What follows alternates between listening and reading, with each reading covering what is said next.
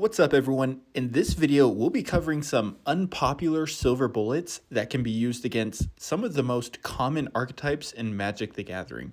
If you're not familiar with the term, a silver bullet is essentially an answer to a certain type of card, meta, or archetype.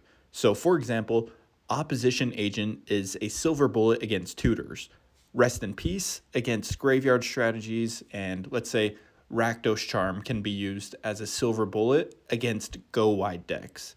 So when they're used correctly, these cards can be incredibly powerful and game-altering, but without the presence of the cards that they're trying to counter, they aren't nearly as effective. So Opposition Agent doesn't really do anything if no one is searching their decks. The goal of this video is to highlight some unpopular cards that you'll likely never see if you're using EDH Rec, but can be used as silver bullets to common strategies you play against often. So although these are unpopular in terms of total deck count, I included the cards on this list specifically because I think they all have potential as opposed to a random jank card that would never be used in someone's deck. So with that being said, let's get started in descending order. The most popular unpopular silver bullet that we'll be covering today is Barrier Breach, which is in 6,732 decks. So this card is nice if there is a heavy enchantment meta at your LGS or in your playgroup. It's a 3-mana instant that says exile up to 3 target enchantments. It also has a cycling 2 ability. It's super simple and straightforward, but there's a few things that I really like about this card. One is that it's an instant, so you can hold up your mana and cast it whenever necessary, as opposed to being forced to use this on your turn. 2, it exiles the enchantments, so you don't need to worry about White's ability to recur permanents or any other commander who could bring enchantments back. 3, this says up to 3 enchantments. If you get rid of an opponent's Rhystic Study or another Smothering Tithe, you're not forced to get rid of any of your enchantments to meet that 3 enchantment criteria. And the 4th is that you can hold this up like it's a clue token and crack it at instant speed to draw a card. So if you hold up the mana in someone else's turn and you don't end up using it, you can effectively cycle this for 2 mana and draw a card and be ready for your turn. And 3 mana, 3 enchantments destroyed for 3 mana isn't a bad rate at all in my opinion, especially without destroying anything of your own. As a quick bonus, I wasn't going to include this on the list, but I'll throw it out there. It's Reverent Silence, which has 1,052 decks. So this says, if you control a forest, you may have each other player gain 6 life instead of paying Reverent Silence's mana cost. Destroy all enchantments. So if you don't play enchantments, you can give everyone 6 life to cast this for free and destroy all enchantments. So you decide if you like that payoff, but I couldn't help not throw it in this hidden, silver bullet list for you to consider. Our next silver bullet is Savage Summoning, which sees play in 6,224 decks. Savage Summoning is a 1-mana green instant that says Savage Summoning can't be countered. The next creature card you cast this turn can be cast as though it had flash. That spell can't be countered. That creature enters the battlefield with an additional +1/+1 counter on it. So this card acts as a silver bullet against control decks if you're worried about getting your commander on the board, but also if you're worried about a board wipe killing your commander before it can do its thing the next turn without having summoning sickness. So for example, let's say that you're playing Galta Stampede Tyrant, an unpopular commander with only 913 decks. So your ability can be game ending if it resolves, and so do your opponents, so you're worried about it being countered. Or let's say you're worried about getting all your best creatures on the board but not being able to swing with them until next turn because mono green doesn't really have massed haste enablers and they'll likely die to a board wipe. I think that this can fit in a lot more decks to guarantee that your commander gets on the field when you want it. In this example of Galta, let's say you pass, your opponents would be worried about the 9 mana that you're holding up, so they might not attack you because they're scared that you're going to do something. And so in this scenario, let's say that it is the end step before your turn.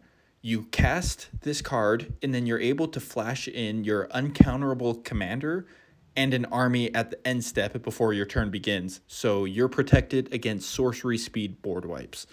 Now your turn begins and you can attack with 2 Galtas, an Old Gnawbone, Vaultborn Tyrant, Zopandrel, Ojer Kazlem, or whatever other green Big Timmy goodness you got cooking.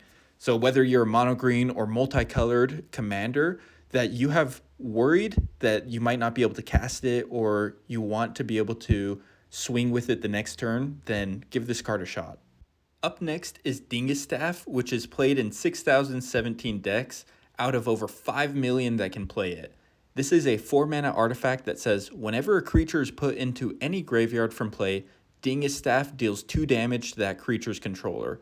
So this card can punish aristocrat decks that usually count on gaining 1 life every time a creature dies. So losing 2 life instead is like playing a Uno reverse card to a strategy that is so prevalent in the format. This can also be used offensively against go wide decks when paired with a board wipe. So if you're going up against a ton of Scoot Swarms or any go wide deck, this has the kill ability of a Massacre Worm. The top commanders actually playing this right now are Darien, King of Keldor, to create more tokens for themselves, Feldegrift to give tokens, and some others like Hansk, Slayer Zealot, who gifts 3 Walker tokens, Maha, its Feathers, Knight, and Massacre Girl. So if you're constantly going up against go wide decks or aristocrat style decks, because they're common in your LGS, honestly, give this card a try and let me know. Our next silver bullet is Fumble, which sees play in 5,082 decks. Fumble is an instant that costs 1 and a blue and says, return target creature to its owner's hand. Gain control of all auras and equipment that were attached to it, then attach them to another creature. I honestly love unsummon effects, so I'm always looking for new variations. Fumble is a great card against Voltron decks, equipment decks, or aura decks. So for example, let's say that you use this on Light Paws. You would return Light Paws to its owner's hand, and all auras that were on Light Paws would then be attached to a creature. But a few important things to know as per the rules of this card.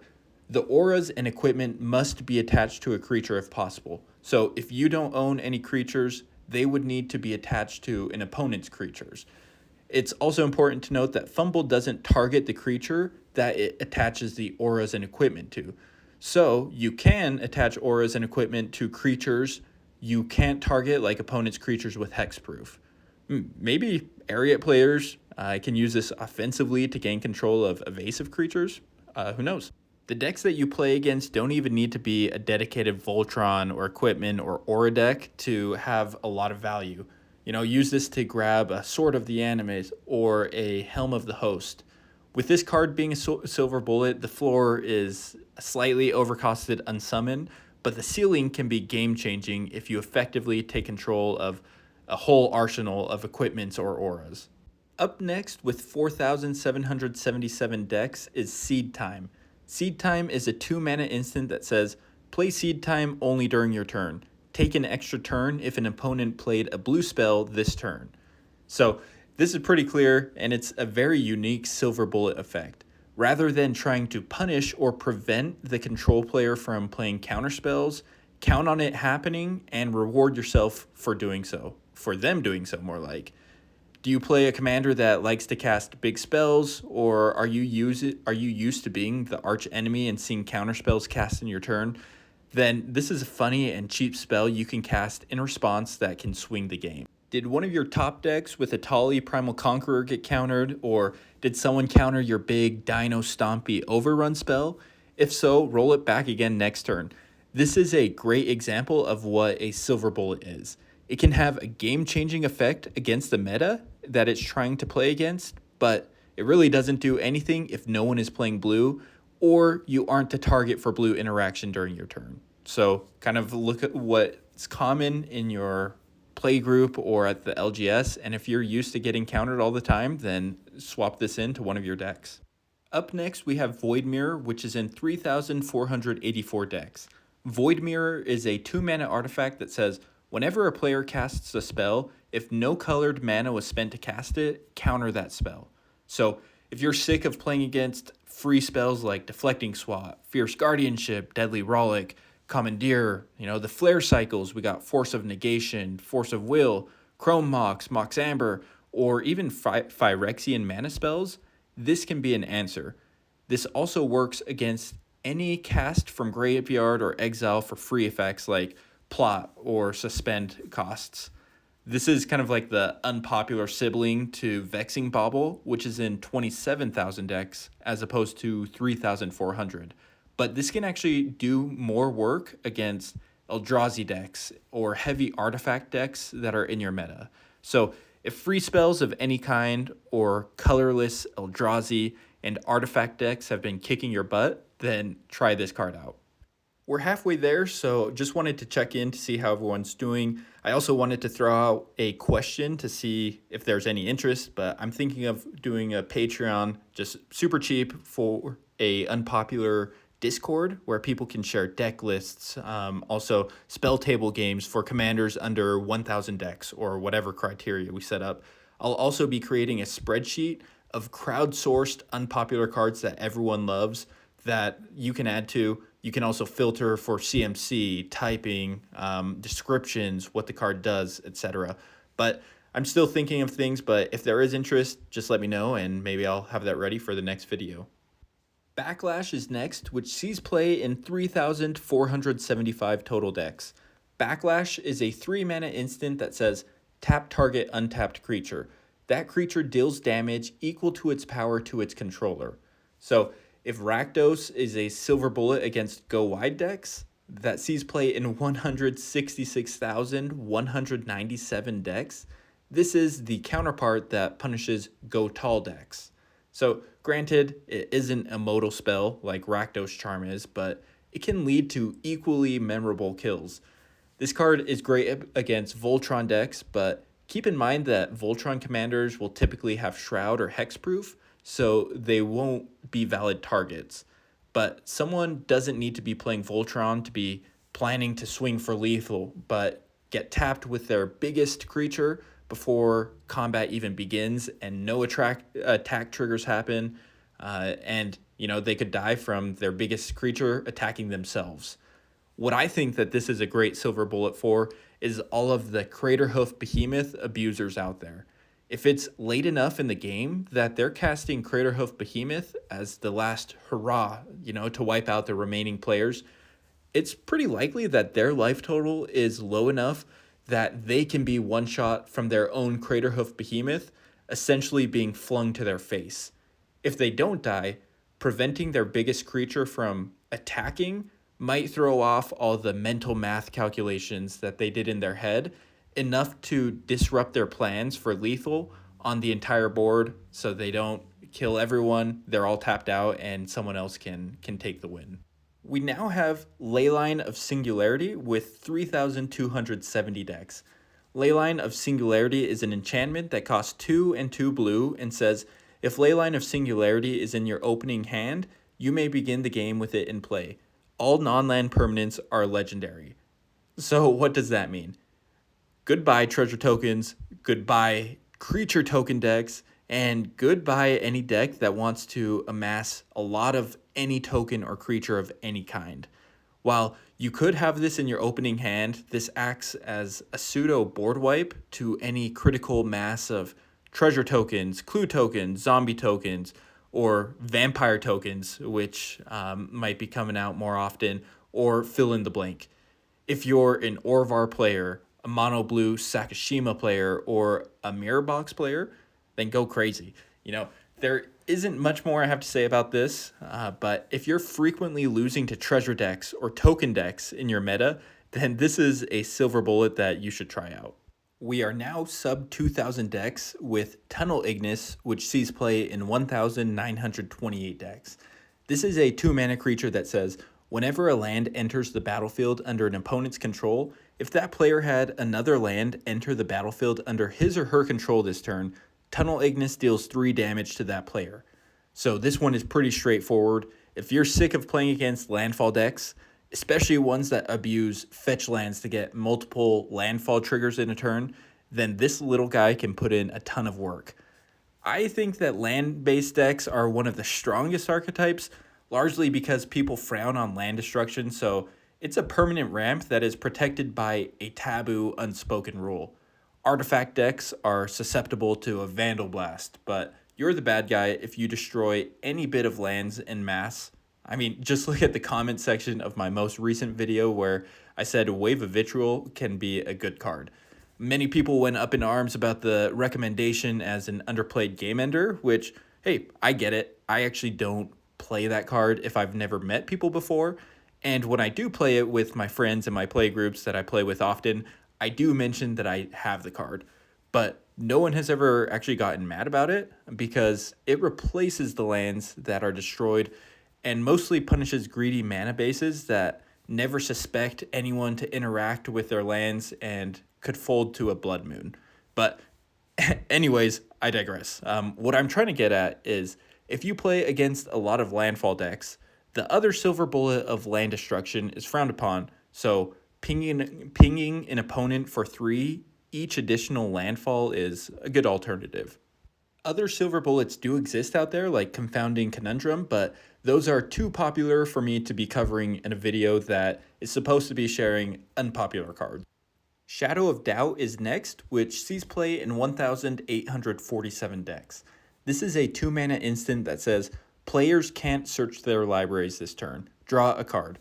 So this can be an unpopular answer for a few things. 1, this can be used to stop tutors. So you wait for the opponent to cast their tutor, you respond with Shadow of Doubt, that will resolve first, making it so opponents can't search their library this turn. So when the tutor resolves, it just fizzles out.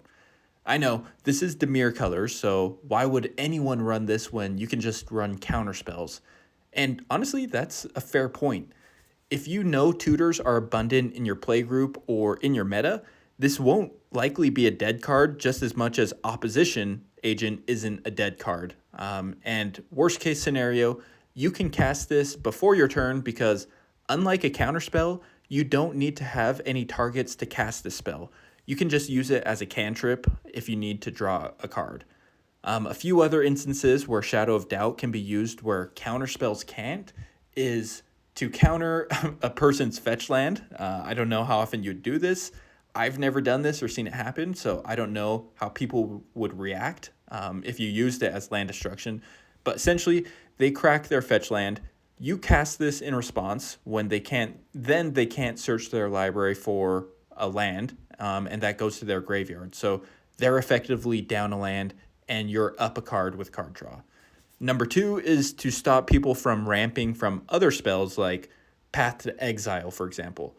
You would need to either cast this when the Path of Exile is on the stack, so it resolves first, or if you are the one planning to cast the Path to Exile.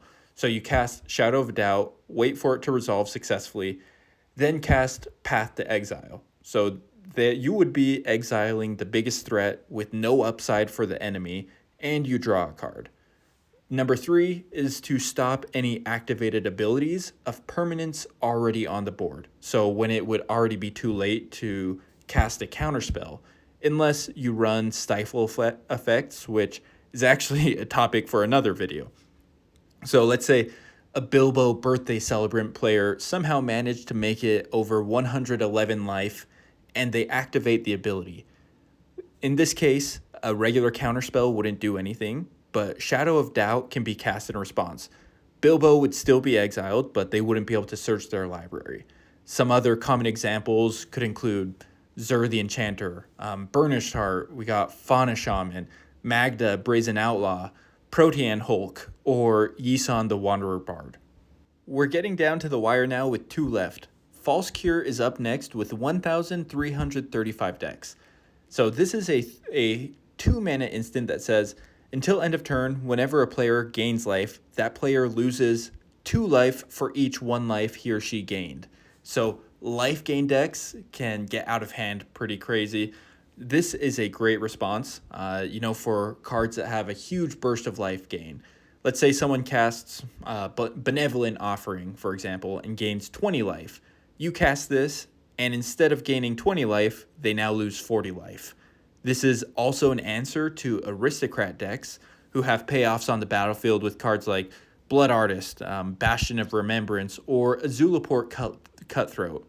So let's say it's the late game and someone casts Secure the Wastes to create 10 creatures, and they have Azulaport Cutthroat on the field. They sacrifice 10 creatures to drain the table, and instead of gaining 10 life and dealing 10 damage, they now lose 10 life and deal 10 damage. Or lastly, maybe you're playing Kenrith the Returned King. You can play this card, then pay 3 to activate Kenrith's ability to use it offensively and cause an opponent to lose life instead of gain life. This is a super unique ability that is only in 1,335 decks, so draining an opponent for double the amount of life they were hoping to gain could lead to some fun and unexpected wins. Our final unpopular card that it just wants to see more love is Disciple of Caelus Nin with a measly 1,275 decks. This is a 5-mana 3/4 that says, when Disciple of Caelus Nin enters the battlefield, starting with you, each player chooses up to 5 permanents they control. All permanents other than Disciple of Caelus Nin that weren't chosen this way phase out. Permanents can't phase in. Okay, so this might be the most hyper-targeted silver bullet on this list, but I put this as a hilarious response to the 461,000 decks that run Teferi's Protection.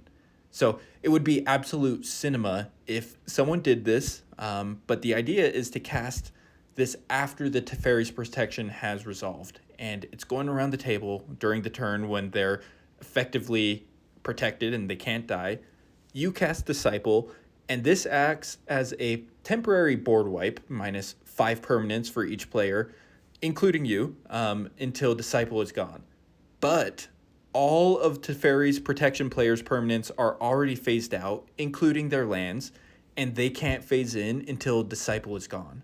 So if none of your other opponents decide to kill it, then when the TP player's turn comes around, they have none of their cards back, they have none of their lands, and they can only play the cards from their hand as if they just started the game. Hopefully they hit their land drop, but if you've ever done this or you managed to do this, please follow back up with me. I think that would be hilarious, and let me know in the comments. But outside of that, you could also use this in a Blink strategy deck where you can use it offensively, actually, by casting something like a Teferi's Time Twist on it on the beginning of your turn. So you have all of your cards and you can play your turn at full capacity. Then it returns at the end of your turn, and everyone else has to play the turn cycle with only 5 permanents. It looks like only 2.75% of Abuelo players are doing it, so maybe if there's other commanders that you think this would be fun in, let me know. Speaking to Azorius players real quick, maybe an idea that you can try is you have Hive Mind on the battlefield, and then right before your turn begins, you cast Teferi's Protection, and then your turn starts, so everything phases back in for you. You then cast Disciple of Caelus Nin, but since Hive Mind caused every other opponent to copy Teferi's Protection, everything that they own is now phased out, and it can't phase back in.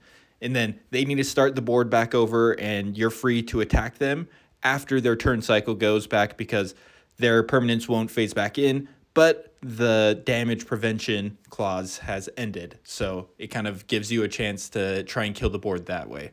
All right, that's everything that I got for this video. Some people gave me feedback that I should make shorter videos, so I actually failed in this one, but once again, the whole goal of this is to highlight some unpopular cards that you might never come across on EDH Rec, to try out in your own decks as a response to some of the most common archetypes that you see.